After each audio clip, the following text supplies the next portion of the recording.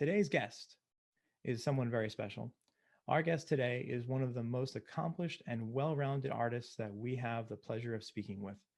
Michel Muller, a veritable renaissance man of commercial photography, has a list of accomplishments and accolades a mile long.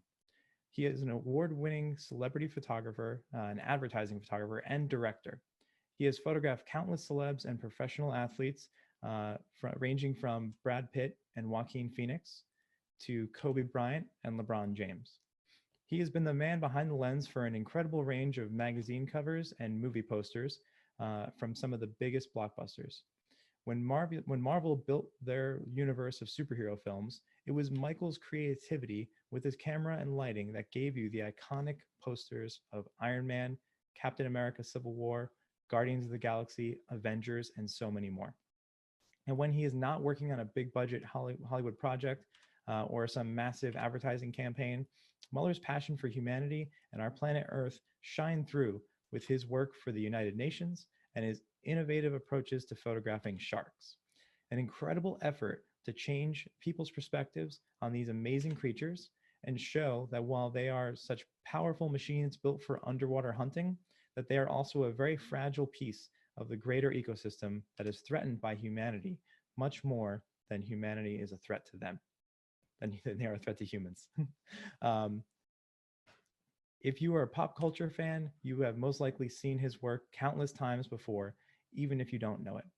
If you're even remotely a conservationist, you deserve to get acquainted with more of his work and see the greater scope of our world in new light. Michel Muller is a maestro of creative energy with a camera, a master with lighting, and quite possibly one of the hardest working people in the pantheon of commercial photography. Please give a warm round of virtual applause in welcoming Mr. Michel Muller. Good afternoon, everyone. Michel, thank you so much for being here with us and taking the time out of your very busy schedule to have this great conversation in front of tons of Leica fans. Thanks for having me, Antonio. And before we start, I just want to say to everyone, Happy Mother's Day out there. And if you're a mom, my kudos to you. My wife and daughters are upstairs. Are sharing me with. So double thank you for taking the time on this day. So yeah, Michel, we saw, I just showed a brief glimpse of your work, which is incredibly expansive. I'm sure there are many people who would kill to have the opportunities that you have in photographing, and even just a fraction of the breadth of work that you've accomplished in a 30+ year career, which is, you're still going strong and still innovating and still doing so much. So you gave us a variety of images to go through today, and we can talk over them and discuss. And everyone, we might go a little long here because there's just so much to show and so much to share. But Michel was very, very gracious enough to share with us so much. So you started off with, you do so much work for conservationism, so much work with sharks, with and animals in general. First off, we have these bodies of work, these images of animals and the kind of safari work. What can you tell us about this kind of work that you do?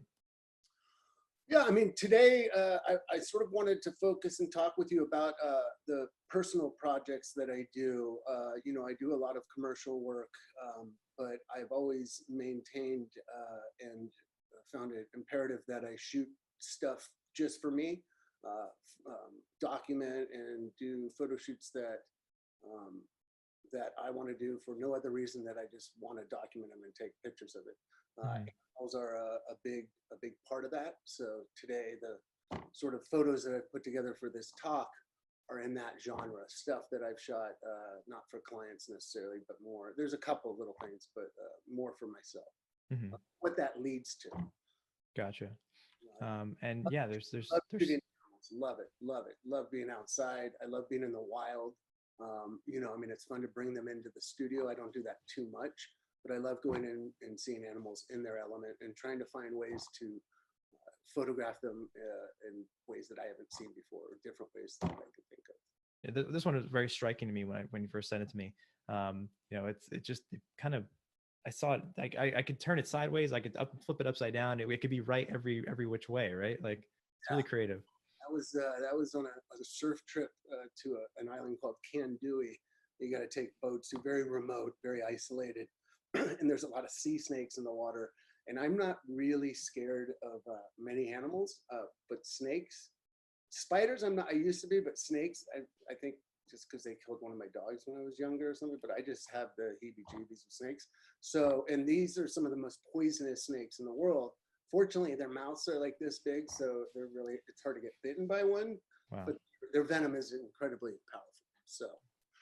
I was actually going to say, like, hearing anything that you're afraid of is kind of surprising, because for those that don't know, this is a man that swims with great whites. But then again, when you think about poisonous snakes, yeah, that's understandable. Yeah, fear is an interesting emotion that I think I didn't realize how much actually of it I had until just the last couple of years till I started my shark project, and probably people would be amazed because you think, oh, he swims with great white sharks, he's fearless, but those fears of like, how am I going to, especially right now with what's going on, how am I going to pay my mortgage? I have kids. What happens if something happens to me? Those little is the phone going to ring? Is the client going to call when a job comes in? Am I going to get the job? Am I not going to get the job? And I think as humans, we battle with that. And that's one of the keys to success is overcoming that fear and walking through it, which you have to do when you're shooting animals, I guess, to some extent. Right, of course. It brings it's a very human moment where, like there's the fear of, like, even with this one, of being in front of this massive, elephant there's so much power that it could unleash. I know elephants aren't always that aggressive, but I'm sure just even being in its presence, or in some of the variety of these different animals, like even if they're calm and docile, it can be maybe unsettling for someone who's not too comfortable in that situation.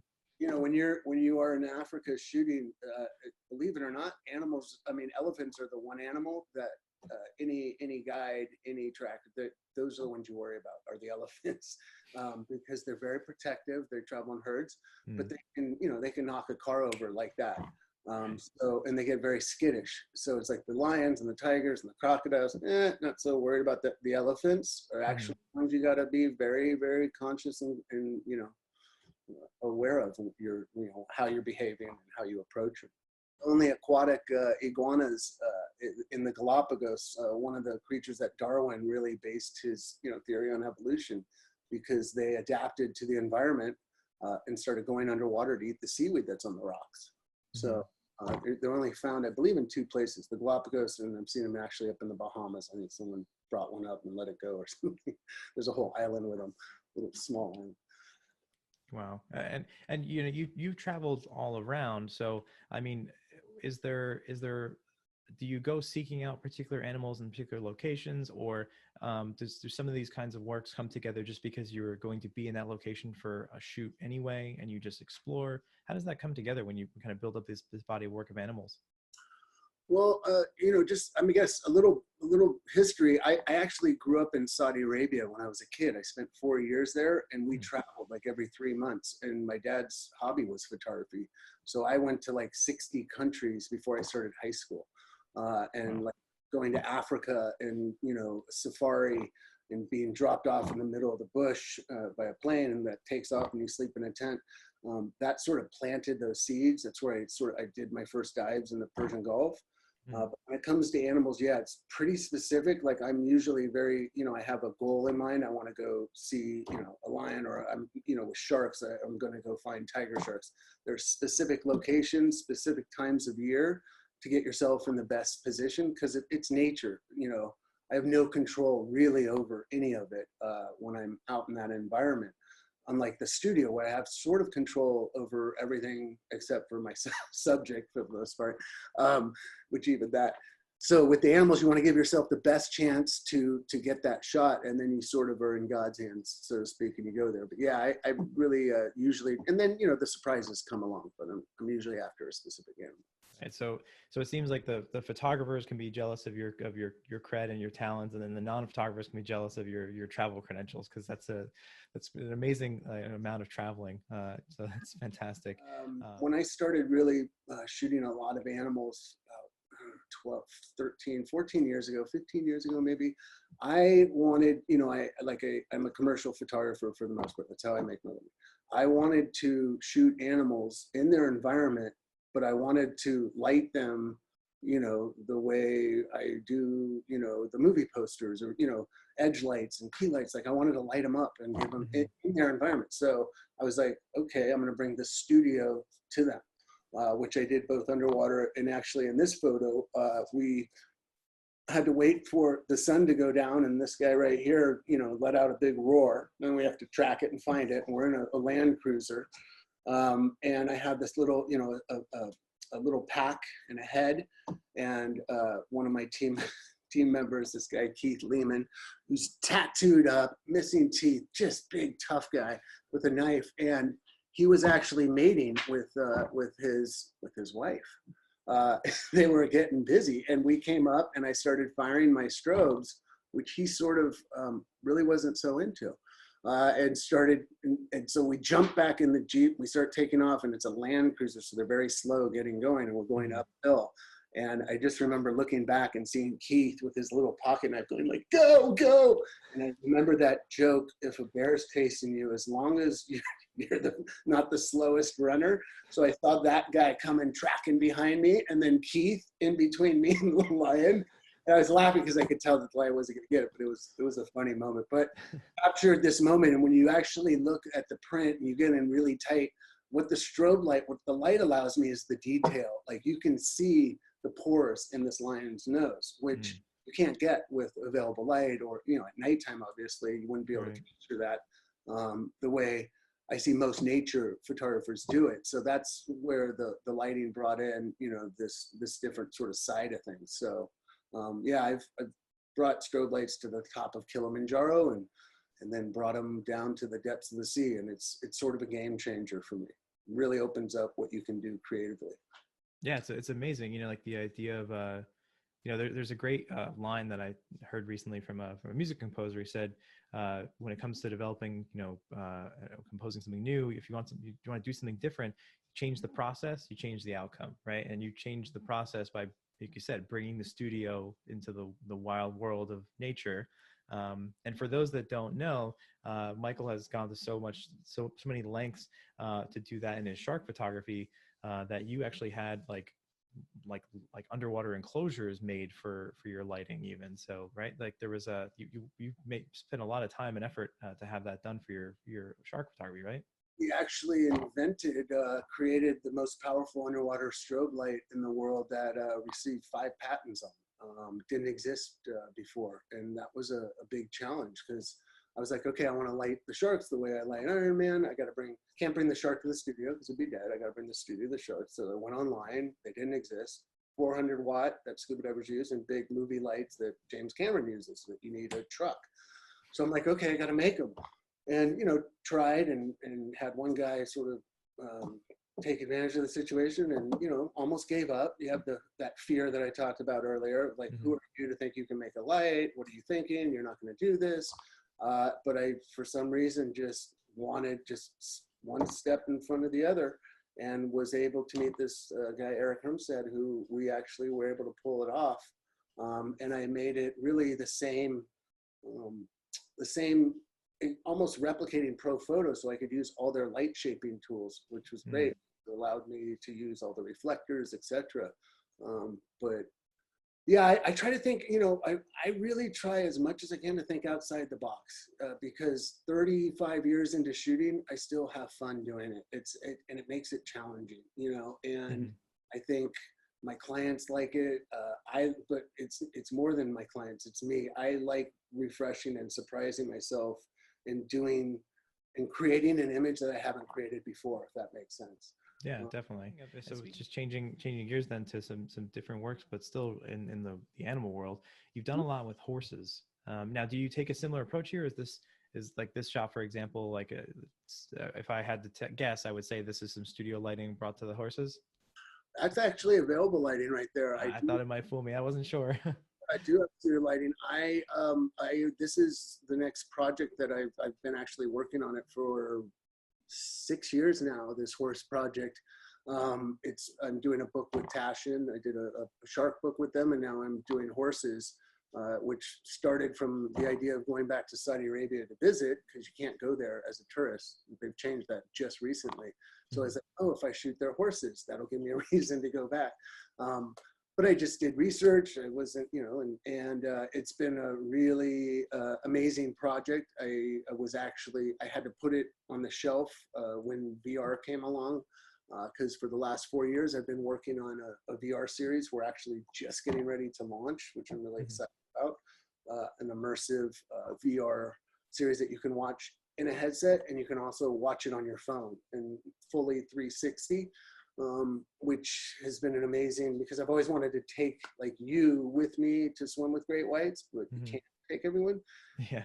Photo doesn't really show that, but the VR has allowed me to do that. So I had to put this down, and that's almost done. So I picked this back up, and then COVID happened. So I had a bunch of trips planned, but as soon as the world adapts to this, I will be finishing this up, and it's been a really exciting project.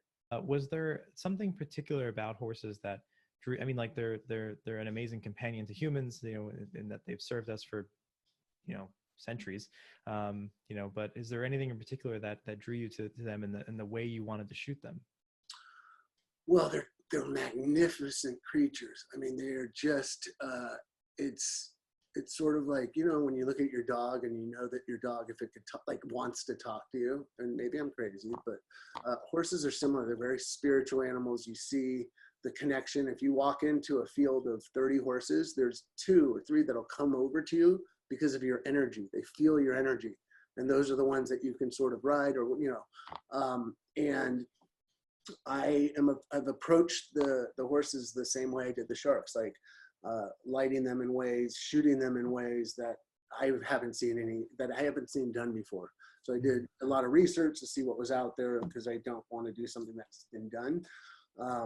It's just, there's so many. It started, and it grows. This happens with personal projects. I had an idea. I'm going to do Arabians, because I figured, I'm going to go back to Saudi Arabia. I'm going to do just a book on Arabians. And then as I learned about horses, and learned even about Arabians, which, like, I didn't know every thoroughbred, every horse that's ever won like the Kentucky Derby, you can trace back to one of 3 Arabian horses. Really? So all horses sort of stem from these. But then I was like, the Arabian horse breed is a very small club. Usually most people are very wealthy. And so I enlarged it, and it just sort of grew. And now it's really just a horse book. It's not just Arabians.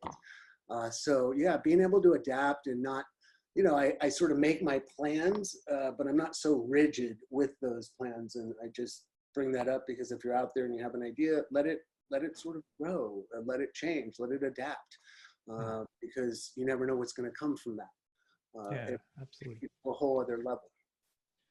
Absolutely. And I think when we see like anything we've done with sharks, it's a foreign world to most of us who don't dive, or to most people don't dive and don't go close up with a shark. So we initially already think of the challenges of photographing there.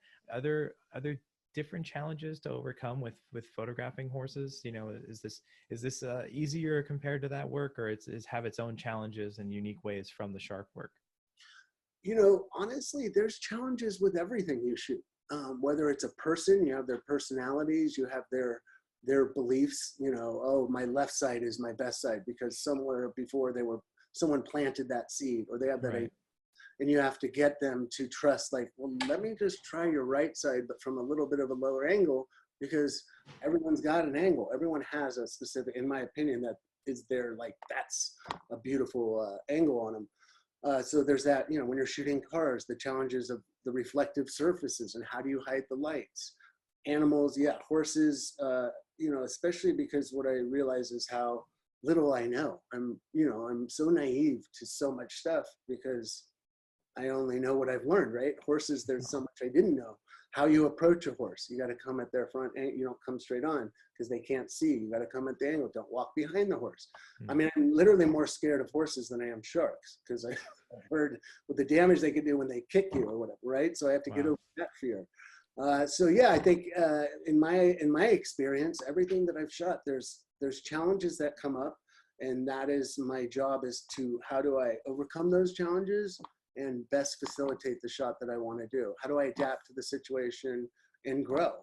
And I think, that's why I was just saying, keep an open mind, because that's where the ideas can come from, where you're like, oh, that could be cool. Let me try that. That's interesting. And we've got one of our first questions from a viewer right now. So please, guys, I see your questions popping up in the Q&A. My colleagues are viewers' questions, because sort of that's what I want to answer, what they want to know. Like, hey, you have the opportunity to ask me, shoot away, people. I'd love to hear what you would like to know from me. Yeah. So one that's very relevant to what we're talking about, the horses. Do the animals have a reaction to consider when you use artificial lighting? And maybe this could be in the situation with the horses or with the sharks. How do they react? Yeah, that was a big question of mine. Were the sharks going to react to the strobe lights? How were they going to get bothered by them? They weren't at all. Didn't bug them at all. So that was great. Horses, you have to be. Every horse has a different personality. So the minute you bring in the strobe lights, I haven't had any issues yet with the horses. I also am not doing every shot with studio lighting, but from what my experience thus far is, it doesn't seem to bother them. I mean, horses, for the most part, their eyes, they seem to be on guard with everything a little bit. But yeah, the lighting didn't seem to bother them so much. I know you use a variety of a kit. You've got different Leicas for different tasks, all kinds of cameras. People are asking what your favorite body lens combination is, and what type of lights you use. Okay. I've got a little arsenal over here. My sort of go-to is this, the SL2. I love this camera. And this, this 2090. I use this maybe 75, 80% of the time. I love it. Especially this new one is way faster. The buffering, the autofocus. It's a great camera. So this is sort of a workhorse. Love the monochrome. I was going to joke, pun intended or no pun intended, workhorse. Love the monochrome because yes, you can sort of turn any image black and white, but when you're shooting with a monochrome, you really get a hold of the details in the blacks and the grays. It's sort of specific to that. This guy is great.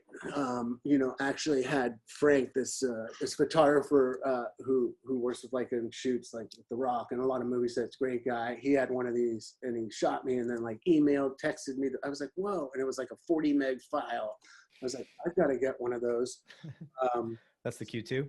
Yeah, this is a super camera that like I sort of can wear around my neck when I'm shooting the family, and that's a great one. The other thing I love about the SL is that I have a lot of film Leicas, so I've been shooting for 35 years. So pre 2000 I was shooting with film. That's how I started. That's how I learned. Where every photo I took was $2 between the film and the processing. So you really had to make your shots count. So I have a bunch of bodies, a lot of these bodies, and a lot of lenses, right? Well, you get these new digital bodies, they have different mounts, but with the SL, there's a mount. So it allows me to use in the glass that they made back in the 60s, 70s. I'm gonna stop the share so people can see this feed bigger. My camera can fit it in here. This guy is so much fun. I've actually brought it. It's 280 and it has an adapter to doubler.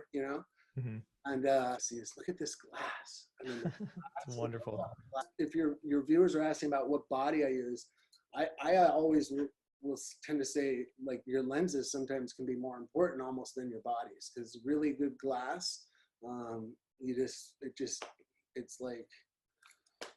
There's just no comparison. So it's great to be able to use my old glass on these new bodies, Yeah, fantastic. And I've actually seen an interview with you where you mentioned how it's better to own like one excellent lens than like 4 like okay lenses. Yes. And you have some great example. That's one amazing example right there, that classic R lens. What advice would you give to those starting out in wildlife photography or that want to get into this kind of work? Well, you know, what I usually tell everyone when it comes to shooting is what's in your close proximity, what's in your backyard. Even if you live in an urban environment, I would guess within a 50-mile, 100-mile drive, you can get in the wild to some extent, which sort of is an entry point to shooting the wild, because I just saw coyotes literally walking up the hill at my house. So they're out there, nature's still out there. Or you know, do that job and save up your money and go on a trip, go on an expedition, go somewhere to see a specific, you know, to the jungle, go to, you know, Africa, or, you know what I mean? Save up to go do one of those. Do your homework, like find out, don't just go to Antarctica to see polar bears, find out what time of year, where in Antarctica, you know what I mean? And find, maybe look for a guide, like do your homework, because in my experience, at least how I approach is I only get one chance. I gotta get the shot. So what gives me the best odds to get the shot? Because when you are in nature, it's a very, very humbling, it's a humbling experience, because I realize how little, I have no control. The tides can change, the weather can change, the animals are gonna do what the animals are gonna do. So yeah, you just gotta give yourself the best shot. So yeah, that's sort of what I would suggest, is always what can you do that's close by? And you'd be amazed once you start looking or really thinking about it, you know, how much, for instance, how much wildlife's close by wherever you live. That's fantastic advice. Thank you, Michael. And I think, you know, especially now when we can't really stray very far from our homes, it's good to think about what's local and what you can do close by. Actually, with this, you're not social. If you're going into the wild, you don't have to worry about social distancing, because you're probably not going to see any people out there. So sort of a good time to go shoot. Awesome. All right. So as we mentioned, you have, again, a very varied portfolio of work in your commercial work, but since we're showing your personal projects, in your personal work as well, it's not just animals. So to kind of change gears here, and we've got also some relevant questions. Again, keep those questions coming, everyone, about this. So you've also share with us some images that you have from Folsom Prison. And we have a few here. So what can you tell us about these images that you shot in this unique location? Yeah, this is, I think this little series is a combo between some prison shots that I did and some outlaw bikers. The prison shoot, this is from Folsom Prison. And I had the opportunity, which is extremely rare, to go inside Folsom Prison and document it for promotion when Walk the Line came out, the Johnny Cash story starring Phoenix. Went up there and got to shoot a little concert with them playing for the prisoners and take a tour, like literally guys in the shower walking, but like, you know what I mean? Full on, and was able to shoot it. And I think there's another shot coming up of the Twin Towers in Los Angeles that I shot from overhead. But these and the outlaw bikers is documenting sort of society. And in this day and age, you know, the prison, we have the largest population of people that are incarcerated in the world. It's a big business. It's, you know, I don't want to get into politics. We all know the laws, but you know, prison's an interesting subject, which is sort of back to telling your viewers about nature. I like documenting life. I like documenting what's going on in my generation, if that makes sense. You know, I've been starting since the 80s, so 80s, 90s, now in this 20th century. And you know, I always tell people, like, go down and document bocce ball, or go to the skate park, or go down to the beach, like find a subculture that you can shoot that's interesting, or that you might have an in with. Oh yeah, my second cousin's, you know, in a gang. Really? Well, ask them if you can go document, because at the end of the day, everyone does want their pictures taken, even outlaw bikers, which I believe we're going to get to. These guys. Yeah. You know, this was a phenomenal, once in a lifetime opportunity to document outlaw bikers, which I would see at a gas station. You know, that's the only time I would see them, or driving by on the freeway, 12 of them, you know, paired up.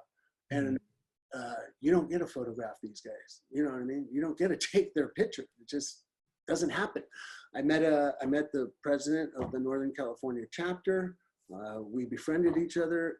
I asked if I could document, and I literally went to this camp out the first time I met them all, or the first group, and I was assigned a bodyguard, literally from his own gang, that was sort of telling these guys, because I'm taking pictures. And at the beginning of the day, I was hearing like, oh, DEA, FBI, like they were throwing out their little jabs at me, and I ignored it and kept shooting. And this was like in the morning. It was up in Northern California, up by Sacramento. Mm-hmm. And there's a picture of a guy there's the coolest looking one there that day. I wanted to take his picture so bad, but I could tell he wasn't having it. He was sitting back like this. It's 10. Anyways, I said a comment that I had to go to a meeting. He asked me what type, and then he was like, yeah, you could take my picture. And I ended up taking his pictures, mumbles. But by the end of the day, these guys, like that first photo, they're like, hey, Mike, come here, take a picture of this, no, come over here. And, I was sort of in, and I remember being up on the back of a trailer, and I had like 120 of them. And I was yelling out at them. I'm like, all right, you guys scoot over, like, duh. And as I'm directing them, because that's sort of my job, if I'm going to get the photo, in the back of my head, I'm like, each one of these guys could kill you and break your neck literally in 2 seconds. And you're yelling at them. And I got the shots. And that afternoon, I was at the Capitol in Sacramento, shooting an AIDS benefit. And the dichotomy, the juxtaposition of being from outlaw bikers to the governor and all these politicians, it was a trippy day. But I ended up spending 2 years documenting these guys. I made an agreement that I would never shoot their arch rivals. And that was 20 years ago. And I've had probably 4 offers to go shoot another motorcycle club that they told me I could never shoot. And I've passed on every one of them, even though that was 20 years ago that I made that agreement. But I honor it. That's Mumbles. That's the guy. Yeah. Yeah. What eventually won this guy over that he really let you photograph him in this way? Was there anything one in particular, or was it just the overall comfort level with the whole group?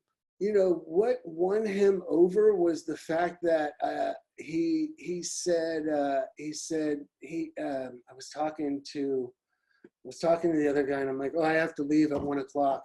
I got a meeting to go to. And he overheard me, and he's like, yo, come here. And then he walked over. I'm like, yeah. And he's like, what meeting are you going to? And I was like, I'm going to a 12-step meeting. And he's like, I started NA 30 years ago. Da, da, da, da.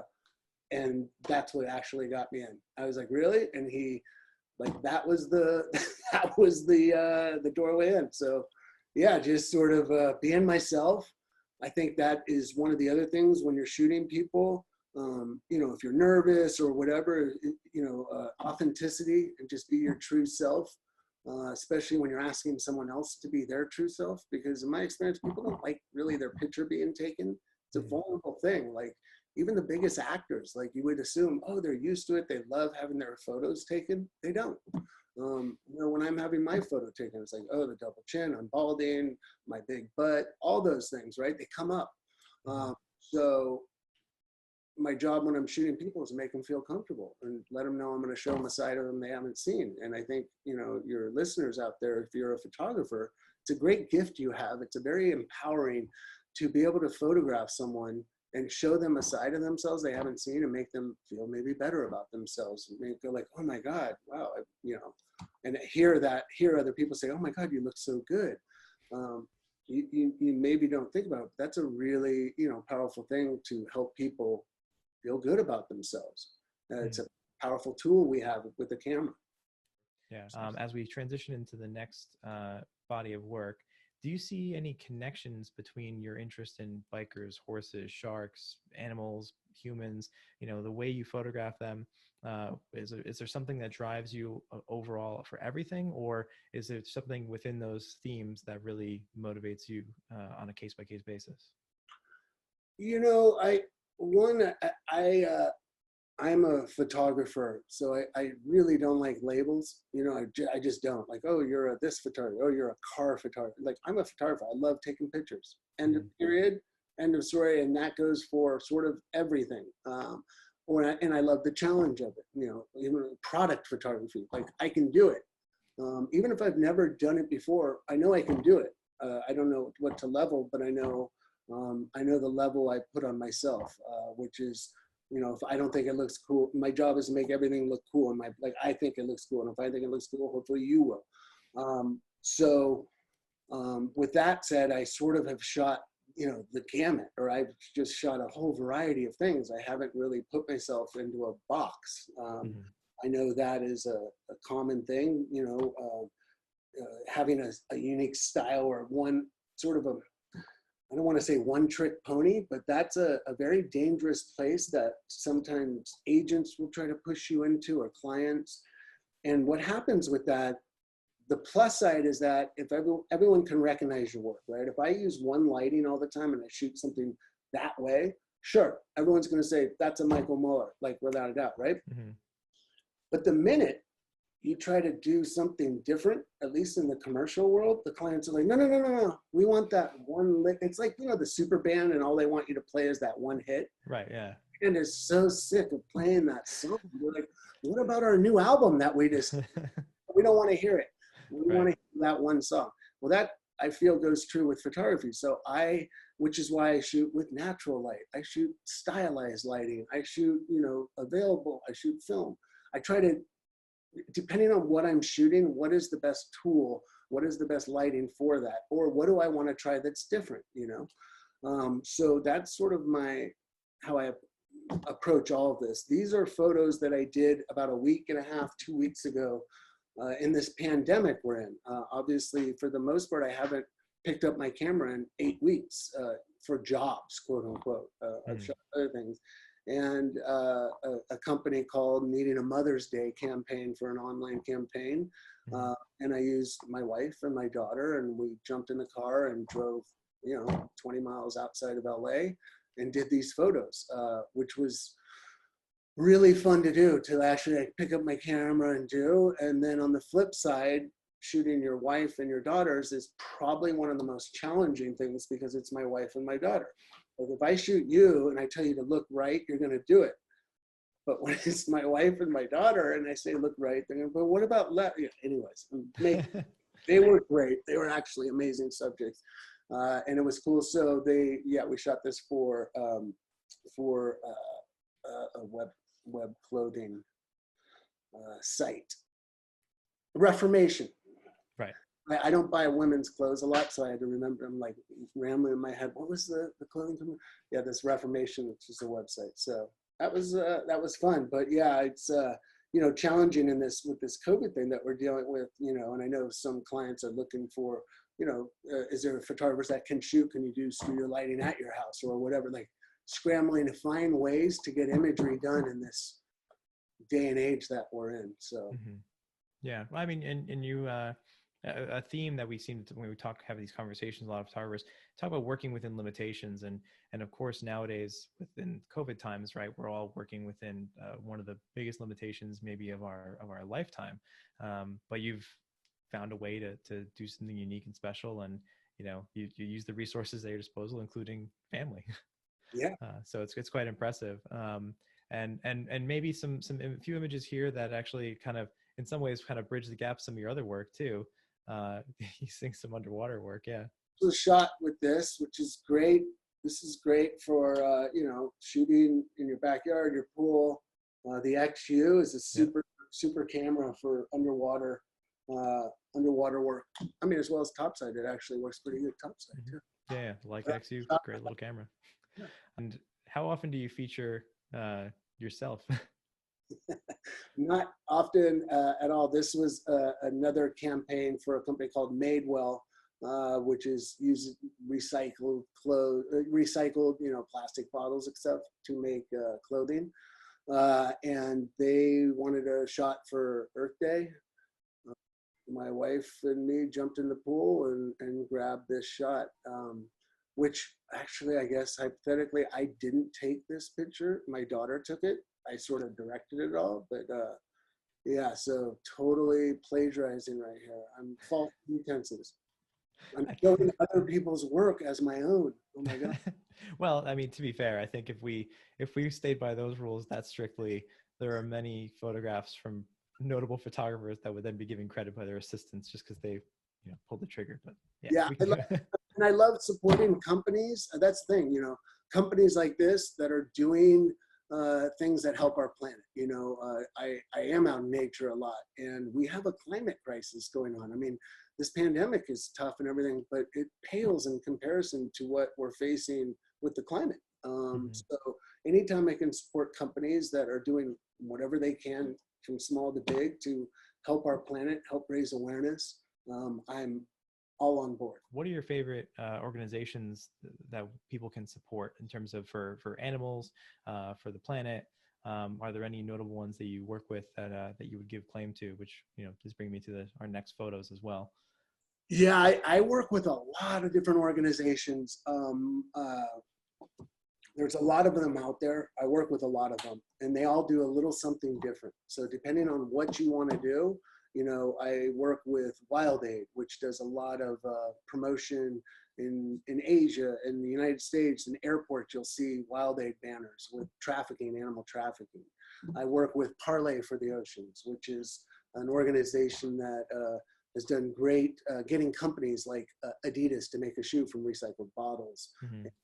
American Express they work with. I work with PETA, which is, this is a campaign that just came out, I believe, last week about getting orcas out of SeaWorld because killer whales don't belong in small tanks, in my opinion. So Sea Shepherds, which is another organization that, Paul Watson puts his boat in between the whales and whaling boats. Oceana. So there's a lot of great organizations out there, and people often ask, like, yeah, what can I do to help? How can I help? And I really urge everyone to go out, and whether it's, sending a little money or signing a petition or taking it to, depends on how much you want to do, but when you're at the beach and you see a plastic bottle, don't leave it for someone else, or leave it for someone else. I pick it up, and balance is everything. I mean, food is incredibly important, and what people are eating, and forests that they're chopping down in the Amazon to raise. Anyways, you don't want to get me started in that, but there's a lot of great organizations out there. One of the benefits of the internet is you can really go and find them. So yeah. So what can you tell me about that? What you've done with the UN? So UN, I do a variety of things. This is a shot actually from the Amazon, and that it was a project that really sort of brings to light the indigenous people that are still on our planet and trying to survive in this modern day age. And this was the Yawanawa Tribe in the Amazon, which was down to, I want to say, 5 or 10 of them left.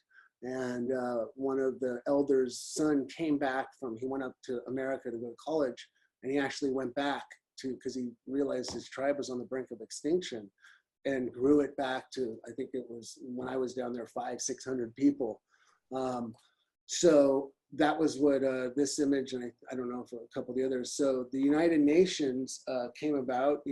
I've done, I did a climb to Kilimanjaro, which brought awareness to the lack of sustainable drinking water that people have around the planet, which is, you'd be amazed. It's billions of people don't have access to clean drinking water. And I told them, I said, listen, I will shoot for you, no, and they're like, oh, we can't afford you. I'm like, no, I will come and shoot. You don't have to pay me anything. I'll donate my time and come help use my skills to tell the stories, which they were like, jumped on that and started bringing me on trips. And it started doing, I've done refugee work, a lot of refugee work, mosquitoes, the malaria issues, Nothing But Nets program, the water.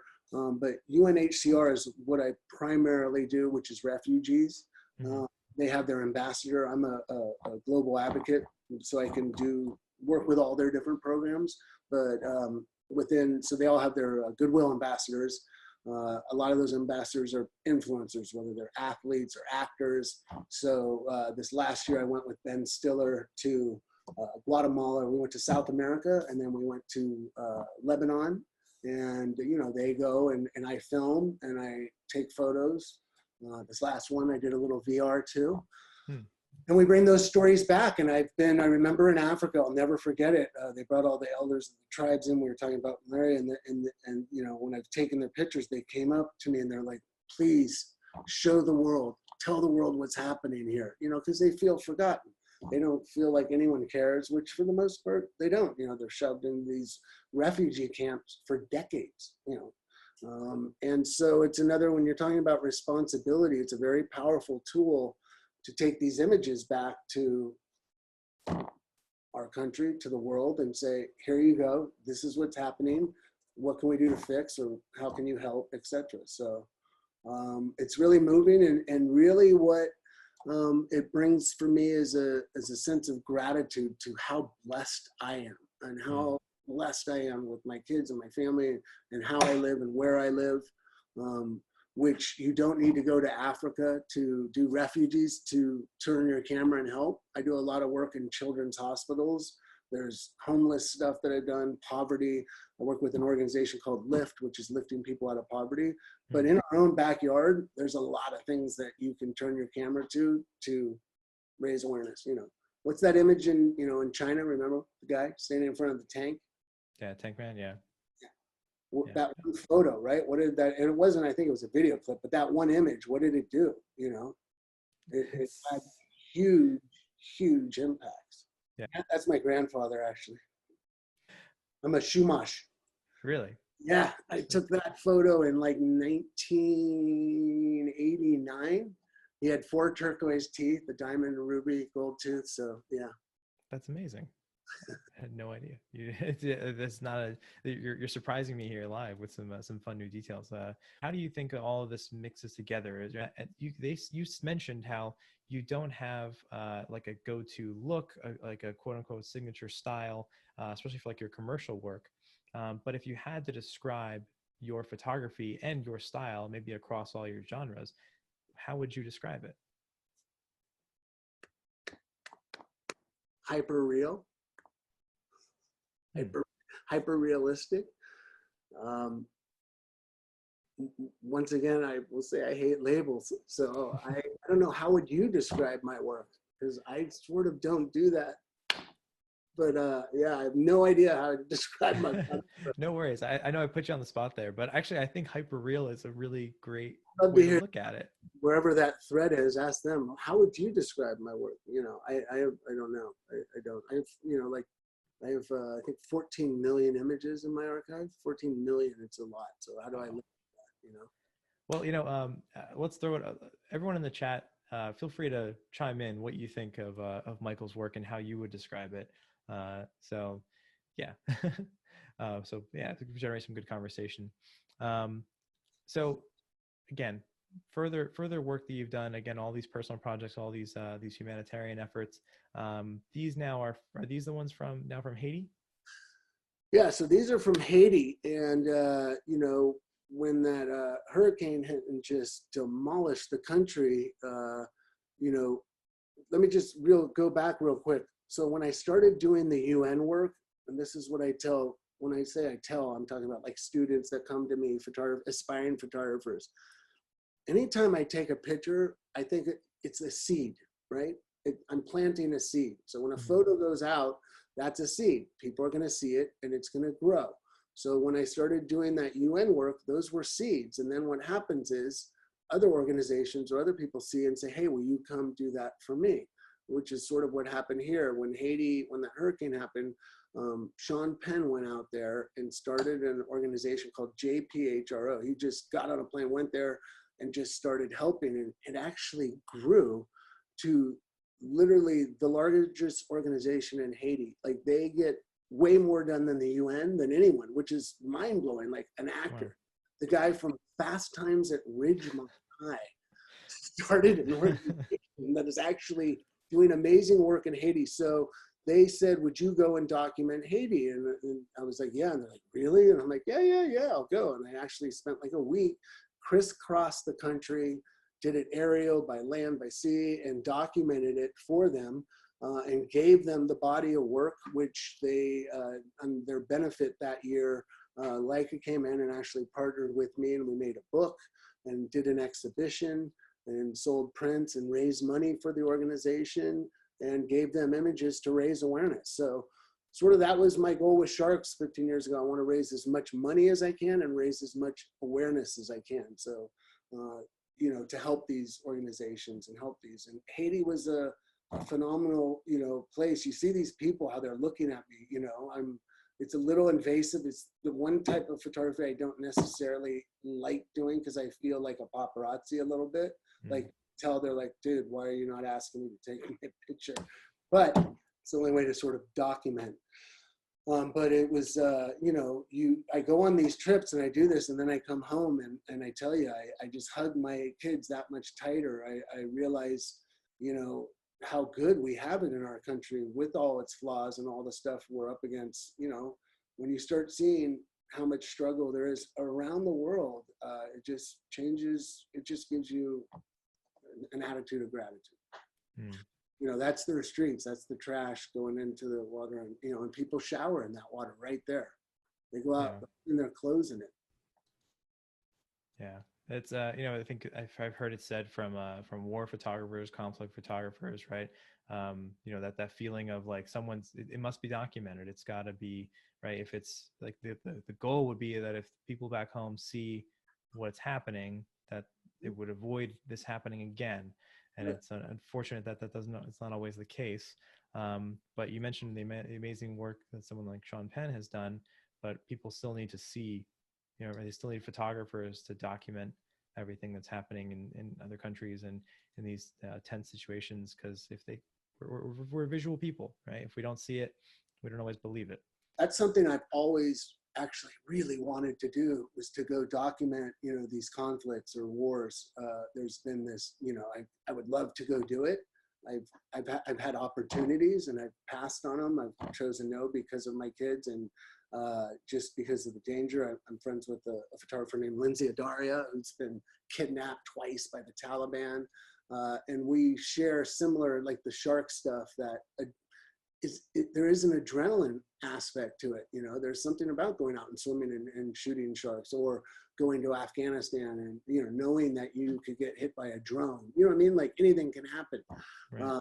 But if no one shoots it, we don't know what's going on, right? We don't get exposed to it. I don't get exposed if someone's not over there. So I think it's a responsibility for photographers to do, and I'm really glad that they're out there doing it. Right. And yeah, we need the eyes in the field, right? We've got some questions from more viewer questions. You mentioned one photographer. What photographers or which photographers inspire you? Since you have such varied work, do you find you're into a lot of different kinds of photographers, or are there certain genres that you follow personally too? You know, if I'm going to be really honest, I don't follow photographers. I don't follow photography. I sort of consciously made a decision to do that because I don't, one, want to be influenced by other photographers. Two, I don't really have time. If I'm not out creating my own imagery, I'm spending my time with my family, not on the computer looking at other people's work. Three, I have a mind that literally says either they're amazing and what are you doing being a photographer because you suck, or they are horrible and you're amazing, Michael. So it's like judging. So anyways, I try that, but I really want to, you know, inspire myself or get ideas. I love painting and things like that. I get actually more inspiration from painters. But even that, I really don't spend my free time looking at that, if that makes sense. It might not, but I try to find inspiration from in here and in here, and have it come up organically. So when I come to a shoot and the subject's in front of me or these kids are in front of me, I look at the surroundings, I look at what's going on, and I get inspired by the moment. I love what you said about finding inspiration through painting, through painters, because this is something that I learned myself. If you want to learn light and how to observe light, painting, they create the light from scratch, and it's just, there's so much to learn from the world of painting, you know, and looking at paint. Studying light, They watched the light on the hillside. They looked at it. They studied the light. They had to get it burned into here to go back to the studio to paint it there, which is what I would. So, you're talking about them looking at the masters and then saying and comparing themselves. The other option is, instead of looking at the masters, pick up your camera and shoot. Instead of looking at other photographers and what they did and what they didn't do and comparing, go grab your camera and go outside and take pictures. That's sort of my approach in life, was shoot some more and teach myself. Yeah.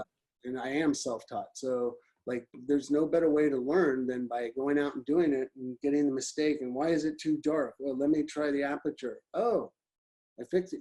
How do you, that's my approach. Also, when we asked how people would describe your work, since if you don't feel comfortable giving yourself a signature style or describing your work in one short sentence, people described it as lit, as eclectic, just pure humanitarian photography and just human, true life, powerful.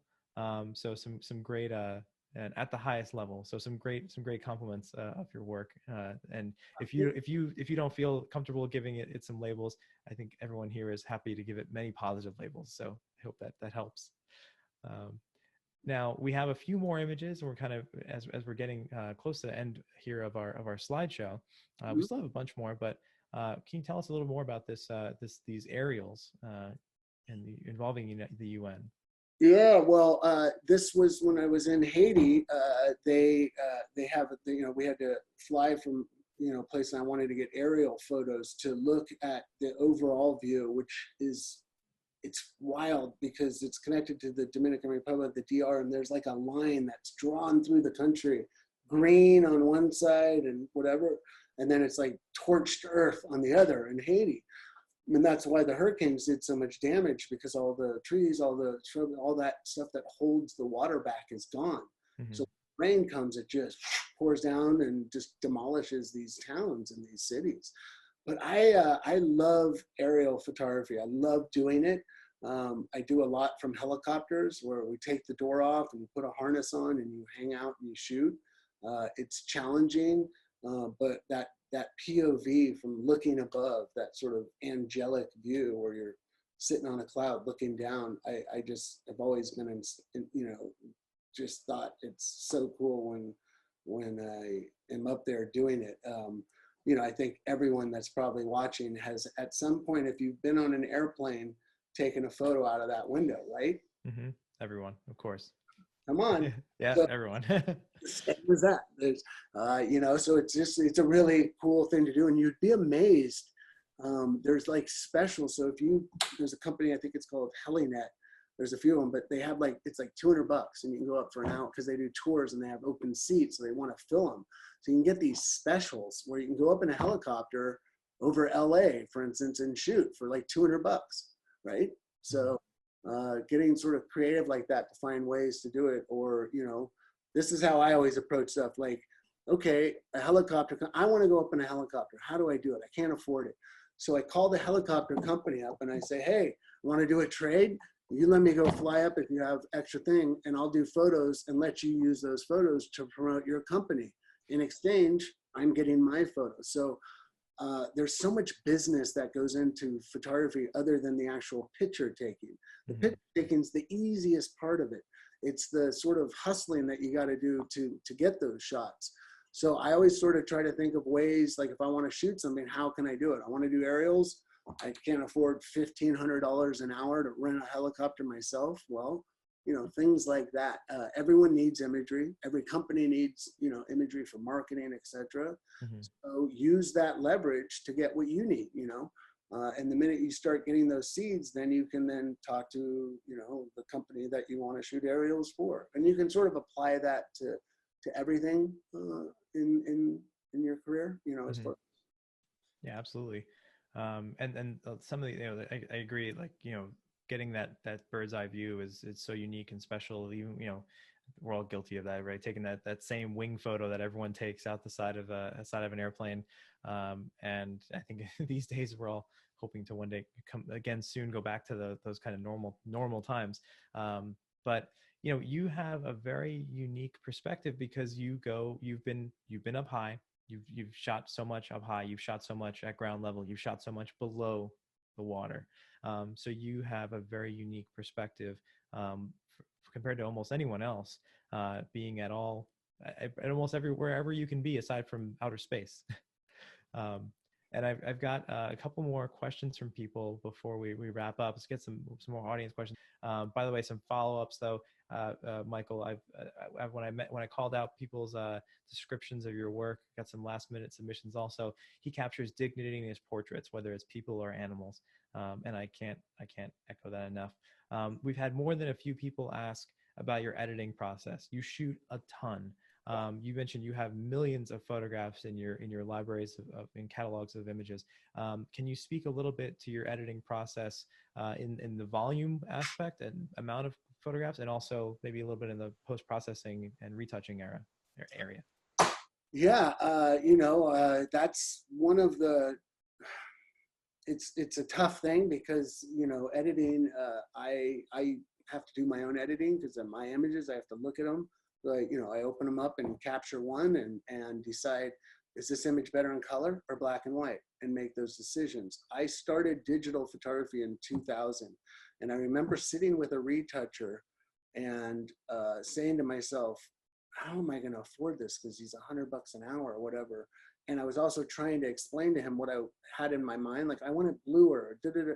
And so I said, I got to learn this. So I sat up, for like 2 years, like till 4 a.m, just going through the gamut of Photoshop and working in it, to then, and colors and figuring out, and tried all the filters, sort of went full circle to really, it's all about your raw conversion. When you open it up and you have that image, what I do there, the exposures, the colors, I set it.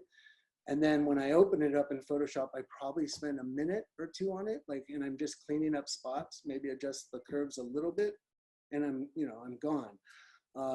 But it's tough to find. I've had an incredibly tough time finding a person that has the same sort of look. There was this woman named Heidi Volpe. She was like the only person that saw it the way I did, and was able to really help me edit. But for the most part, I do it myself. When I do a shoot, I come home and I try to do it right away. Otherwise, it just gets piled up. Go through the images, do that. I flag them. And then, so because you're going through, say, 1,000 images, you flag what I feel here. I like that image. I like that image. And then I go through the flagged images again and edit those down, right? Because there'll be 4 of a similar one, and just sort of narrow it down. And then I get into the processing. The only time I use sort of retouchers and stuff is when I have a composited image or a client wants something composited. Otherwise, I do my own. And majority of the time, clients want my look, my thing to it. So they're having me, apply my thing to them. And I don't work in layers, and I have, I've had ad agencies say, hey, can you send us your layers because we can't match your colors.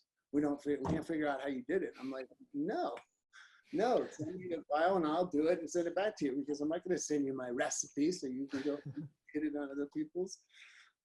But yeah, so editing can be a challenge, and I'm the worst one to edit my own because I'm attached to images, right? So I have I like them, or a lot of them. So it's really important to get someone else's eyes on your stuff that can help you sort of narrow it down or pick. At least for me, I usually like getting outside, someone else with the editing. Right. Yeah. I mean, it can be very, very helpful. Sometimes you can be so attached to an image, sometimes you need to kind of distance yourself from it a little bit to get it there, get it moved along. I hear you. We got a couple more questions before we wrap up. And this one's an interesting one, I think, because you work with photo stills. You've been working with stills for 35 years, but you also do a fair amount of video work, and then you've been getting into VR work. How do you feel about the differences, or the advantages, disadvantages of one versus the other? I don't think we have, while I think VR will become bigger parts of our future, I still can't see everything going VR, but there's still something to a printed image. Can you speak to that? Like how do you find the balance, and where do you see, technology taking us with it? So, I'll use digital as an example. I shot film since I started. So, I still have a whole fridge full of it. And when digital came along, I embraced it in 2000. I was like, oh, this is cool. I can, it's like for me, it was like a Polaroid, because we had to do Polaroids before digital. Mm-hmm. We Polaroid, check the lighting and all that. And I was like, this is like a Polaroid, but I get to keep the Polaroid. Because what would happen when you did Polaroids, your clients or the actors, whoever, would love the Polaroid, and they're like, I want that. And you're like, well, I don't have a negative for that. Always, like, happened all the time. So digital was like, oh, I can do that. And I embraced it. And I remember a really big agent really sort of snubbed her nose at me, like, oh, you're shooting digital? And I was like, yeah. And that agent, maybe 2 or 3 years later, I remember we were having dinner. It wasn't my agent, but she said, Michael, you got to jump on everyone. Like, you were really smart. You saw it before. And I'm like, yep. And that's sort of my approach to technology. I try to embrace it, and be like, what's new and coming. Motion was something I sort of was like, no, because people wanted me to start directing, commercials and music videos. And I'm like, no, I want to be one of the best photographers I can be of my generation. And I'm not going to do that if I'm directing, this and that. I want to, focus on my photography. But what's happened is, as we all know, with social media, and that motion is just becoming much more. So I really started embracing it, and with my shoot. So it's like I would do this shoot and I would do motion of it as well. And just started growing with that because I saw the writing on the walls. Like, if you can't do motion as well, clients are going to go, get someone else that can. VR came along, and for me, it was like I said earlier, I want to bring you on the dive with me. I can't do that, even filming it. And then in my head, I'm like, wait, VR. I was like, I think that's like a ball over here with cameras over where that means you're coming with me. So I went and I made a proof of concept. I went and tried it, saw it, put it on, was like, oh my God, this is so cool. And then sort of went out and, got an investor and spent 4 years putting it all together and doing that, and there's new technologies coming in all the time, and some of it will work for you and some of it won't. It's like lenses, they're tools. Right. Yeah. So that's actually a great way of looking at it, right? Not everyone, like a macro lens is not needed for everyone, but it's great. It's a great tool to have. And if you can be well-rounded enough to be able to work with stills and video and VR or AR, then you're better served by it. Yeah, just being open-minded is the best. Just be open-minded to stuff instead of like dismissing it right when you hear it, and try it and see. And then if it doesn't work for you, great. But if you're closed-minded, like, no, I don't want to. Well, have you ever tried VR? No, but I just think, and it's like, well, then try it before you know. Right. Yeah, absolutely. Michael, I've got one more question for you before we have to wrap up. Thank you again so much for your time. And just so everyone knows, please check out Michael's work on Instagram. Please check out his website. Michael, we started with some of your movie posters and your commercial work. Just for fun, what was your favorite movie poster to shoot? And was there a particular good story that you could give us a little bit of inside access to? Oh, once again, you're going to that label, favorite. I don't have favorites, but I will say that I'll give you two that really, that hold a special place in my heart. And that first one is X-Men Last Stand, because it was my first movie poster that I ever did. Mm-hmm. So that, there's nothing like your first, right? It was the first one. And it launched my sort of career for movie posters. So that's the first one. The second one would be Iron Man 1, because I remember I was shooting Robert Downey for a personal project, actually. And he brought out the sketch, like an artist, rendering of Iron Man. He's like, dude, I'm going to do this. And it's going to be so cool. And I'm like, oh my God, dude, that's great. I want to do it. And when Marvel called me for Iron Man 1, I said, hey, I want to do what I call hyperunit. I want to go on the set. I want to shoot on the set for a couple weeks and do that to merge in with the, traditional studio seamless. And I ended up spending a couple weeks on Iron Man 1, and the rest is the history. But those two would probably be my near and dear to my heart. There's other ones, but those ones, if you want to use that word, favorite. That's actually, I love that story because it's so indicative of you and your talents and your the way you innovate, because you were on the ground floor essentially with the, you know, the Marvel movies. The first Iron Man was really what kicked off the whole MCU and really got the whole concepts going of, you know, this greater universe and universe building with across movies. And you were there from the start. You know, even seeing the first concept art, and just in the same way, you're there on the ground floor with VR, with video content, with everything. So yeah, it's really impressive. So thank you for the story. But that's I think that's about it. Michael, thank you so much again. We've got much more great programming coming. In the meantime, Michael, bid farewell to our viewers. Thank you again so much for your time, Michael.